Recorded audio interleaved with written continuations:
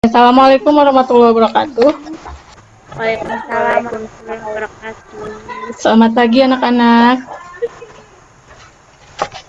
Pagi Bu, Apa kabarnya hari ini?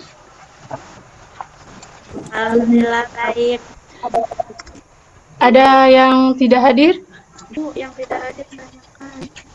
Kenapa yang tidak hadir? Baik, kalau begitu nanti Ibu share kembali materi yang telah kita bahas hari ini melalui WAG aja ya. Baiklah, Ya Bu, sebelum kita memulai pelajaran, kita berdoa terlebih dahulu ya. Berdoa mulai.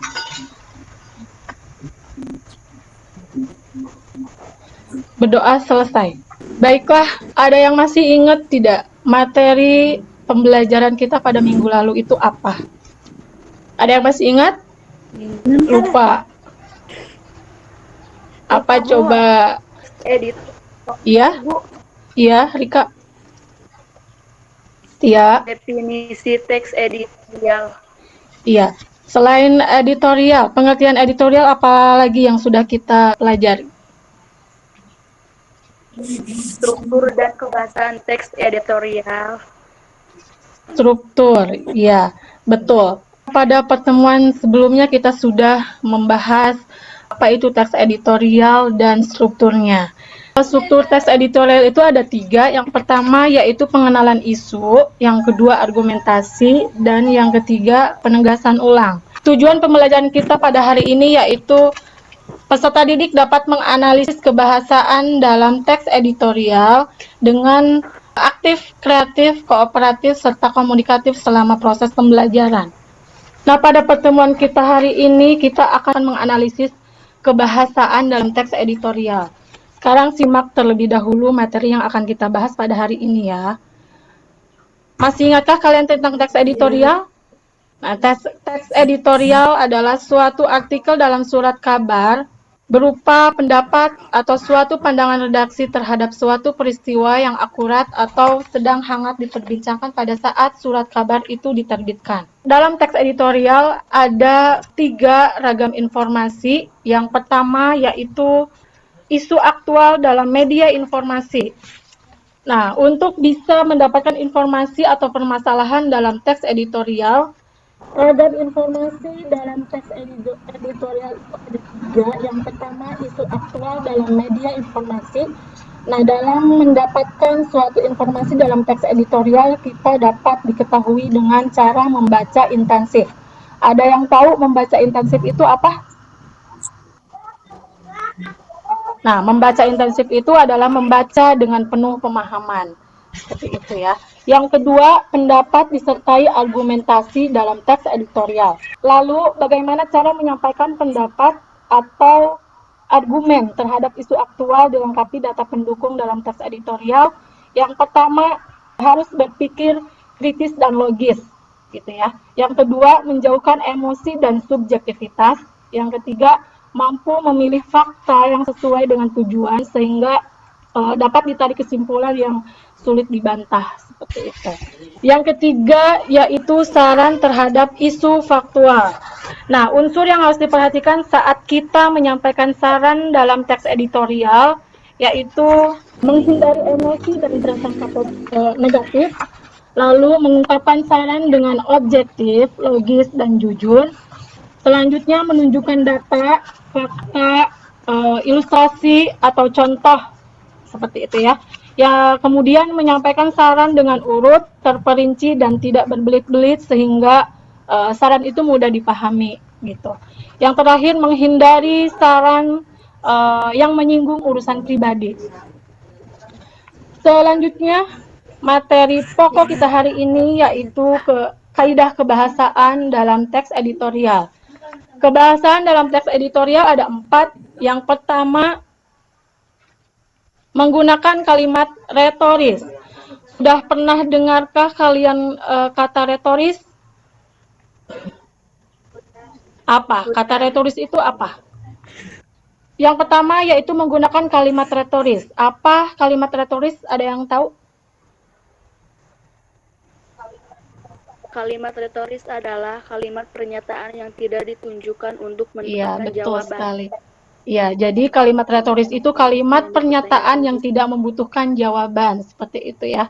Yang kedua, menggunakan kata-kata populer. Contoh kata-kata populer itu apa saja? Kata populer itu apa sih? Misalnya sekarang sedang musim hujan ya.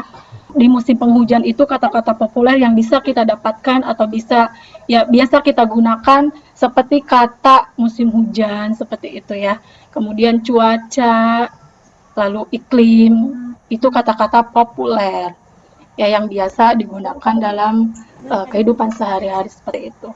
Yang ketiga, menggunakan kata ganti petunjuk. Kata ganti petunjuk itu yang merujuk kepada waktu, peristiwa, atau masalah lain yang menjadi fokus pembahasan gitu ya. Yang terakhir, menggunakan konjungsi kausalitas. Konjungsi kausalitas itu apa? Penggunaan konjungsi kausalitas seperti sebab, karena, oleh sebab itu, dan Ya, oleh betul karena itu. sekali. Konjungsi kausalitas itu sebab akibat ya. Nah, contohnya seperti kata sebab, karena, oleh karena itu, dan oleh sebab itu. Nah, sampai di sini ada yang ingin ditanyakan? Jika tidak ada pertanyaan dan sudah mengerti, kalian silakan cermati teks editorial yang ada di LKPD, kemudian analisislah aspek kebahasaan yang terdapat dalam teks editorial tersebut bersama dengan kelompok kalian ya. Kegiatan diskusi kita lanjut di WAG saja ya. Oke. Ya, Setelah selesai mengerjakan tugasnya, kirimkan hasil analisis kalian melalui WA Ibu aja, ya, jangan di grup. ya Bu. Baik, ada yang bisa menyimpulkan tidak pembelajaran kita hari ini? Ibu minta satu orang untuk bisa memberikan simpulan terhadap pembelajaran kita hari ini. Ada yang ingin menyimpulkan?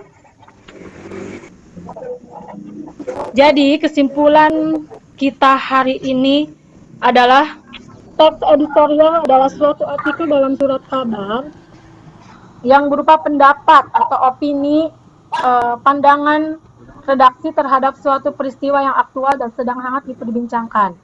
Nah, ragam informasi dalam teks editorial ada 3. Yang pertama, isu aktual dalam teks. Ragam informasi dalam teks editorial ada 3. Yang pertama, isu aktual dalam media informasi. Yang kedua, pendapat disertai argumentasi. Yang ketiga, saran terhadap isu faktual. Seperti itu. Dan yang terakhir, kebahasaan teks editorial.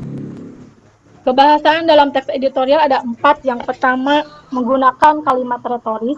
Yang kedua, menggunakan kata-kata populer. Yang ketiga, menggunakan kata ganti petunjuk. Dan yang terakhir, menggunakan konjungsi. Ya, seperti itu. Untuk pertemuan berikutnya, kita masih akan membahas mengenai teks editorial, namun pada KD menyusun atau merancang teks editorial dengan memerhatikan struktur dan kebahasaan. Baiklah, kita cukupkan pembelajaran kita hari ini. Terima kasih atas kerjasamanya. Wassalamualaikum warahmatullahi wabarakatuh.